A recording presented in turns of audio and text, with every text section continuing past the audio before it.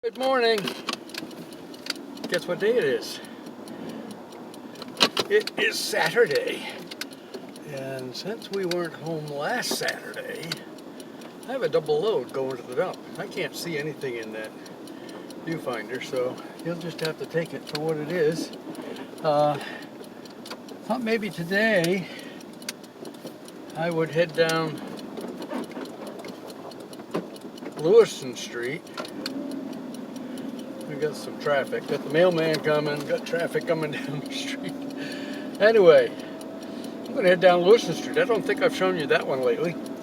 Not that there's anything great to see, but if you're from around here or not, and you're just interested in our little town of Mechanic Falls, Maine, we're on to Marshall Street. Or actually, that was Marshall Street. This is North Main Street.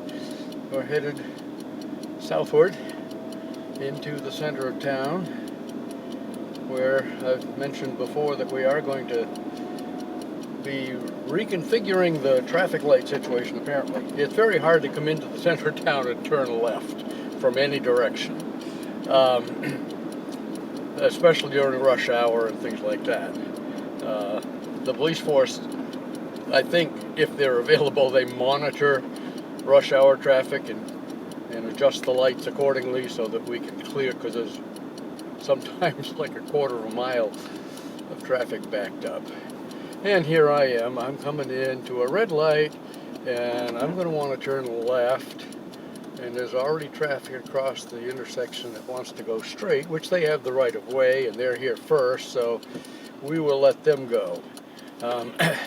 Anyway, while I'm sitting here, I've been doing a little bit of audio refurbishing work with one of the ladies that works with the Historical Society. I'm going to let them all go. Come. You were there first. Okay, now it's our turn. I got a couple of cars behind me that are anxious to get going. Anyway, I've been working with the Historical Society. I did some audio tweaking on a half a dozen old interviews. I did not record them.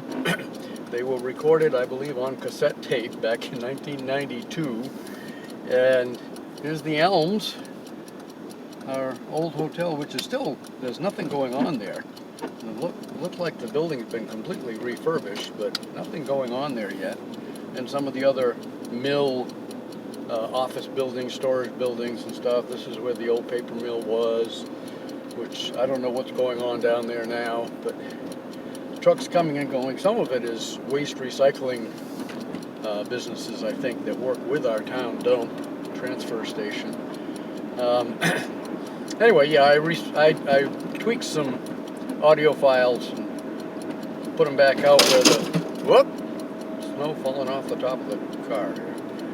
Where the lady that is in charge of that project can get them, and she's let me know that she is happy with the results, so that's good. I'm glad. Here we're coming down to our old neighborhood. We used to live over here on the right. You're not seeing that, but here's the Vineyard Church, which has been there a long time. That helped get our oldest son into carpentry, and that is a Vineyard building. It was Oxford Bank, and I worked there as a teller for a little bit. Here's our fire station and the old high school, which is now the town office and library, basketball courts, so on. I'm going to hang a right here and go up Park Streets, since I don't.